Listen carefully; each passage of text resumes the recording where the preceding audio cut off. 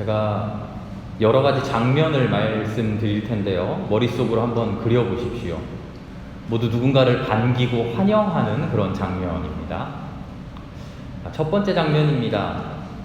엄마가 퇴근하고 저녁에 돌아왔습니다. 아빠여도 좋고요. 아장아장 걷는 아기가 얼굴에 한박 웃음을 짓고 현관으로 뛰어갑니다. 소리를 지르며 사랑하는 엄마의 귀가를 반기죠. 두 번째 장면입니다. 6.25 전쟁 중입니다.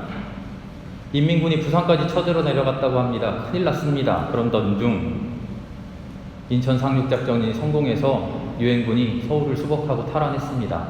서울 시민들이 환영하며 반깁니다. 세 번째 장면 그려볼까요? 8.15 광복이 되었습니다. 일본군들을 몰아내고 연합군이 해방군이 되어 들어옵니다. 백성들이 만세를 부르며 반기죠. 네 번째 장면도 머릿속으로 떠올려 봅시다. 6.25 전쟁입니다. 압록강, 두만강까지 밀려서 후퇴하는 중입니다. 폐색이 짙은데 중공군이 우리를 도우러 왔습니다. 이제 살았습니다. 구름같이 밀려오는 중공군을 반깁니다. 마지막 장면, 임진왜란 중입니다. 왜군이 우리나라를 짓밟으며 진격합니다. 사람들이 그 왜군을 보면서 박수치며 반깁니다. 자, 제가 5가지 장면을 말씀드렸습니다. 처음에는 아기 이야기할 때 흐뭇하게 머릿속으로 마음이 따뜻하셨죠? 그러다가 점차 이상한데? 그런 느낌 받으셨죠? 마지막 임진왜란 얘기를 할 때는 뭐 저런 얘기가 다 있어? 왜군을 왜 반겨? 말도 안 되는 얘기라고 생각하셨죠? 맞습니다. 마지막 장면은 제가 지어낸 장면이니까요. 누군가를 기뻐하고 반기는 일, 그것은요, 겉으로 드러나는 모습이 어떠하냐와 관계없습니다. 그 문제가 아닙니다. 무작정 반기고 기뻐하고 즐거워하면 좋은 것일까? 그렇지 않습니다. 얼마나 많은 사람들이 모여 있느냐, 얼마나 그럴듯한 환영식을 하고 있느냐, 그런 것들이 판단 기준이 될 수 없죠. 환영의 의미가 뭘까? 누가 누구를 환영하는 중인가? 왜, 무엇 때문에 반기고 있는가? 나는 그 환영에 동의하는가? 나 역시 기쁘고 즐거운가? 아니면 그 환영이 나는 불편한가? 지난주부터 본격적인 선거철이 시작되었는데 기호 1번의 유세 차량이 반가운가? 아니면 기호 2번의 유세 차량이 반가운가? 이걸 떠올려 보면 이해가 더 쉽죠? 중요한 것은 환영하고 반기는 데에 있어서 그 앞에서 한 개인으로서 나는 누구냐, 내가 누구냐 하는 겁니다. 나라고 하는 인간의 정체성의 문제죠. 내가 누구냐에 따라서 인천 상륙작전 한 메가더가 반가울 수도 있고요. 내가 누구냐에 따라서 중국에서 밀고 들여오는 중공군이 반가울 수도 있습니다. 내가 누구냐에 따라서 임진왜란에 왜군마저도 반가울 수 있는 것이죠. 나는 누구냐? 또 하나 중요한 게 있습니다. 진리라는 측면에서 이 환영과 반김은 옳은 것이냐? 내가 기뻐하고 내가 즐거워하고 혹은 내가 싫어하고 내가 반감을 갖는 것은 나의 문제고 진리의 측면에서 무엇이 옳으냐? 이 두 가지가 우리에게는 중요합니다. 오늘 성경 말씀을 보니까 2명의 등장인물이 나옵니다. 오랫동안 블레셋에게 빼앗겼던 하나님의 교회, 법궤가 이스라엘로 돌아오는 날입니다. 이 법궤가 뭐죠? 출애굽하고 난 이스라엘 백성이 광야 40년 세월을 지낼 때 시내산에서 하나님이 손수 10계명 돌판 써주신 그 귀한 하나님의 계명을 모셔놓은 하나님의 교회입니다. 하나님의 임재의 상징이죠. 그 안에는 하나님이 광야에서 주셨던 신비한 음식 만나도 들어있고요. 위대한 지도자 아론의 지팡이도 들어있습니다. 싹인한 지팡이죠. 이 괴를 블레셋에게 빼앗겼습니다. 그리고도 잘만 살았죠. 그런데 지금 그날 하나님의 괴가 돌아오는 날입니다. 바로 이 순간 첫 번째 사람, 즐거워서 정신이 없습니다. 지금 기뻐 죽겠어요. 펄쩍펄쩍 뛰면서 춤을 춥니다. 춤추느라 옷이 다 벗겨져서 흘러내릴 지경입니다. 잔치를 베풀었습니다. 떡과 고기와 과자를 풍족하게 준비해서 사람들에게 나눠줬습니다. 온갖 악기로 기쁨의 노래를 흥겹게 연주합니다. 또 다른 사람이 있습니다. 두 번째 인물은 오늘 이 환영, 오늘 이 반김, 오늘의 이 잔치가 달갑지 않습니다. 기쁘지 않습니다. 뭔가 마음에 들지 않아요. 오히려 기뻐하고 즐거워하는 다윗이 꼴보기 싫어요. 아니 꼽게 바라보는 중이에요. 그래서 함께 뛰쳐나가서 거리에서 즐거워하기는커녕 높은 성 위에서 창문만 살짝 열고는 이렇게 삐죽하니 쳐다보는 중입니다. 그리고는 투덜댔겠죠? 뭐가 좋다고 저 야단이야. 아이고 난리 났네, 난리 났어. 저 봐라, 저 봐라. 아주 옷도 다 벗어지게 생겼네. 그리고는 아마 창문을 쾅 닫고 자기 방으로 들어가 버렸겠죠. 누구죠? 첫사람은 다윗이고 두 번째 사람은 미갈이죠. 우리가 이미 알고 있는 선입견을 가지고 선지식을 가지고 이 두 명을 판단해 보면 하나님의 교회 법궤를 기뻐하며 반기는 다윗, 선한 사람, 착한 사람, 본받을 사람. 창문에서 내려다보면서 다윗을 못마땅하게 여기고 있는 미갈, 악한 사람, 나쁜 사람, 이런 결론이 나옵니다. 성경을 읽으면서 그런 느낌이 드는 건 당연합니다. 물론 맞죠. 다윗이 옳습니다. 미갈은 틀렸습니다. 성경은 미갈이 이 일로 인해서 벌도 받았다고 이야기합니다. 평생 동안 자식을 못 낳았대요. 다윗이 옳고 미갈이 틀렸다. 이 우리의 생각이 잘못된 생각이라는 말이 아닙니다. 오늘 저와 여러분이 함께 나눴으면 하는 이야기는 다윗이 옳고 미갈이 틀렸다 하는 이 생각, 이 판단이 과연 나의 판단입니까? 하는 물음입니다. 우리가 믿고 진리라고 생각하는 것들, 신앙의 결론들, 신앙적 확신들, 그것은 내 스스로의 고민에 따른 결과물이어야 됩니다. 아무 고민 없이 받아들인 전형적인 정답이어서는 안 됩니다. 어린아이들 산수 배울 때 그렇게 이야기하죠. 네가 고민해서 네가 풀어야 네게 되지 그냥 정답만 내놓는다고 되니? 우리의 신앙도 똑같습니다. 그런데 우리는 정답만 외우고 그 정답으로 가는 풀이 과정을, 그 고생스러운 골치 아픈 그 과정을 건너뛰려고 합니다.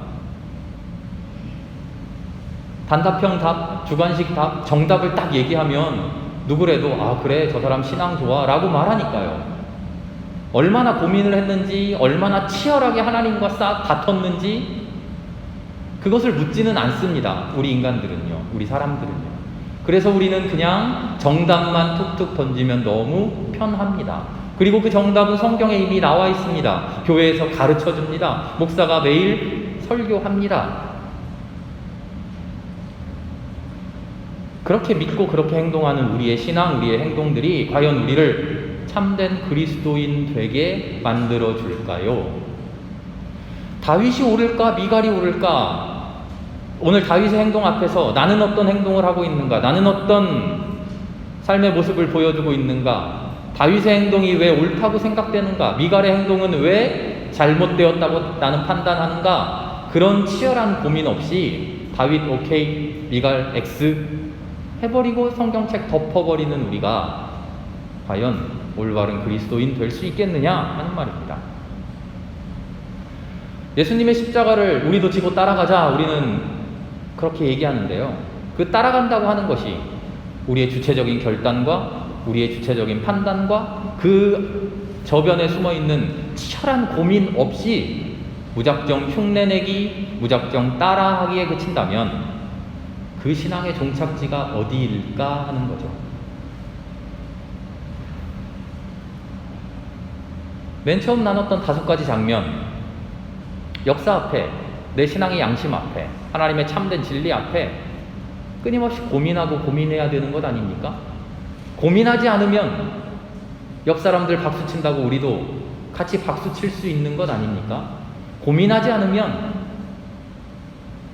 외놈들이 진격하고 있는데 그 길가에 서가지고 찬양하고 박수 칠 수 있는 우리도 그렇게 되지 않겠습니까?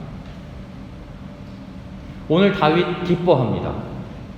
이 모습을 보고 그저 우리도 다윗처럼 기뻐해야 돼 라고만 할 수 없습니다. 다윗은 왜 기뻐했을까? 기뻐하는 그 모습 속에 중심에 뭐가 있었을까? 순수한 신앙, 아름다운 신앙만 있었을까? 아니면 이제 사울을 꺾었는데 정치적으로 이스라엘의 대장이 되었는데 종교적으로도 내 정통성을 확보해야지 하는 그런 속셈이 있지는 않았을까? 하나님을 인격적으로 만나고 하나님과 영적 교류를 나누는 그 기쁨보다 무슨 미신적인 힘을 바라고 오베데돔의 집이 뭐 축복을 받았다더라 하는 그 이야기를 듣고는 무슨 우상숭배하듯이 법궤를 그렇게 떠받든 거는 아닐까? 복받고 싶어서.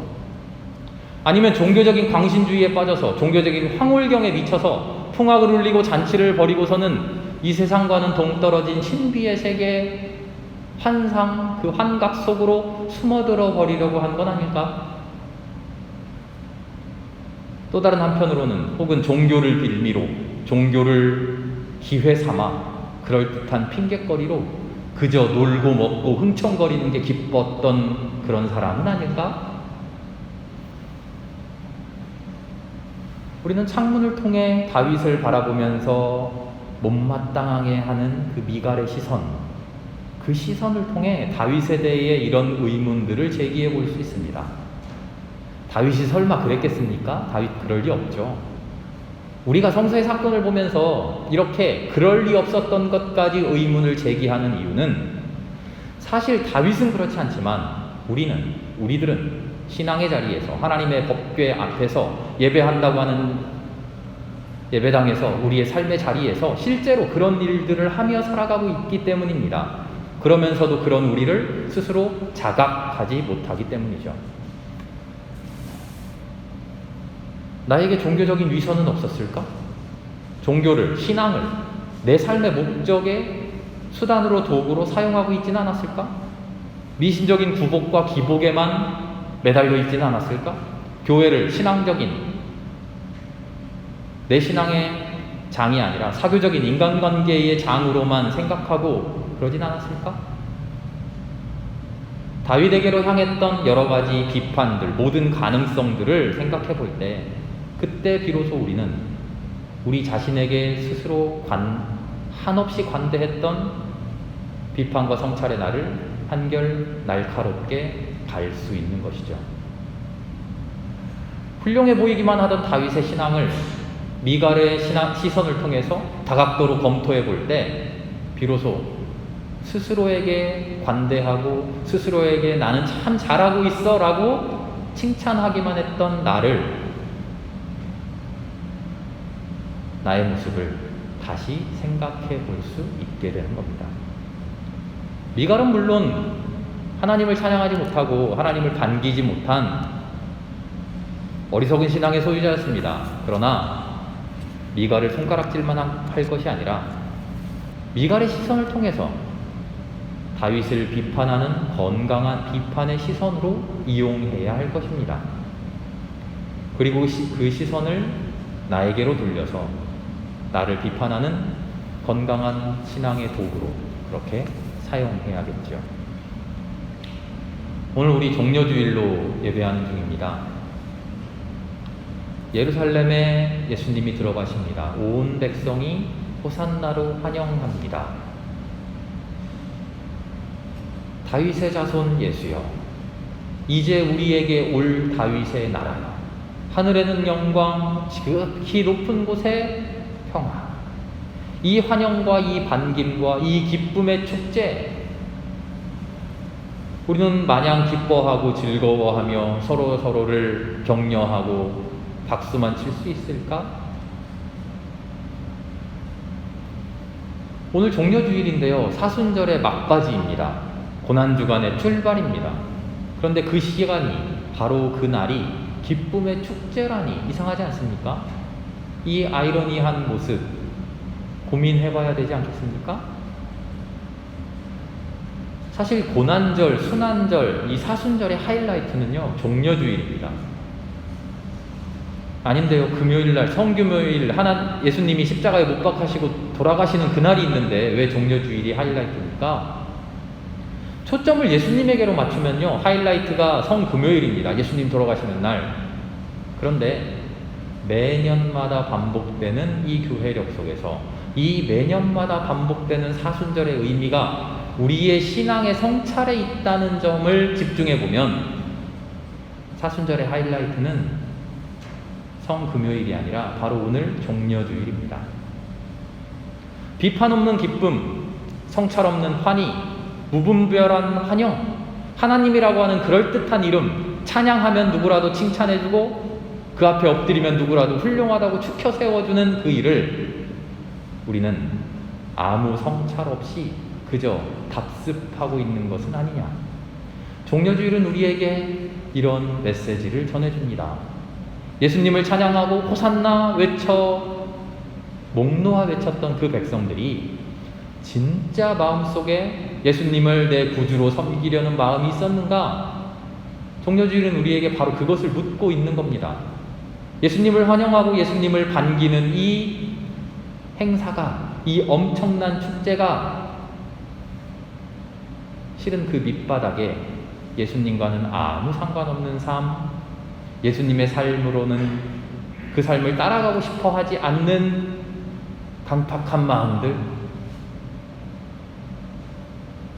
자기의 삶을 하나도 내려놓으려고 하지 않고 내 삶의 이익을 하나도 포기하려고 하지 않고 내 뜻대로만 살아가려고 하는 그 이기적인 마음, 그것이 저변에 흔들리지 않고 굳게 자리하고 있다는 것을 이 종려주일에 대한 성경 말씀이 우리에게 전해주고 있는 것이죠. 종려주일의 아이러니, 고난의, 순환의 기간 한복판에 이 쇼 같은 가짜 환영 행사가 들어있는 것은 우리 신앙이 스스로를 성찰하지 못할 때 저지르게 되는 잘못을 우리에게 통로해 주는 겁니다. 너희들 하나님 잘 믿는다고 매 주일마다 예배 그럴듯하게 드리고 있지? 하나님께 영광 찬양 돌리고 있지? 그런데 그게 종려주일의 저 백성들처럼 헛된 찬양은 아닐까? 하나님 우리에게 우리의 가슴을 찌르는, 우리의 뼈를 때리는 말씀을 하고 계신 거죠. 호산나 다윗의 자손에게 영광, 더없이 높은 곳에 호산나, 부르짖는 그 외침이, 그 기쁨의 함성들이 고난의 한복판에서 성찰 없이 외쳐대는 기쁨 찬양 아니냐 하는 거죠. 그런 찬양이라면 하나님의 귀에는 곡소리로 들릴 것이다. 예루살렘에 들어오셔서 예수님이 제일 처음으로 하신 일이 뭘까요? 네, 성전을 다녀가셨습니다. 그리고 야, 이렇게 하나님을 찬양하는 대단한 성전이 있구나 하고 기뻐하셨습니까? 아니죠. 한탄하며 우셨죠. 성전을 바라보며 우셨어요. 왜? 호산나 다윗의 자손이여, 그렇게 반기는 사람들이 있는데 거대한 성전을 지어놓고 하나님께 예배하고 영광 돌리는 그 종교가 있는데 예수님 왜 우셨습니까? 그 근본에 모래언덕밖에 없다는 것을 예수님 보셨기 때문이죠. 헛되이 외쳐대는 호산나 찬양, 그런 거 다 필요 없다. 깨끗이 정돈된 성전의 아름다움이 필요하다. 그래서 성전 정화하시죠. 성전이 무엇입니까? 바로 우리입니다. 우리가 하나님의 성전, 예수 그리스도의 성전이라고 말하지 않습니까? 우리의 성전을 제대로 정화하지 못하고 우리의 성전을 제대로 깨끗하게 만들지 못하고 호산나 외쳐대봐야 복음서에 나오는 이 어리석은 백성들과 다를 것 뭐가 있습니까?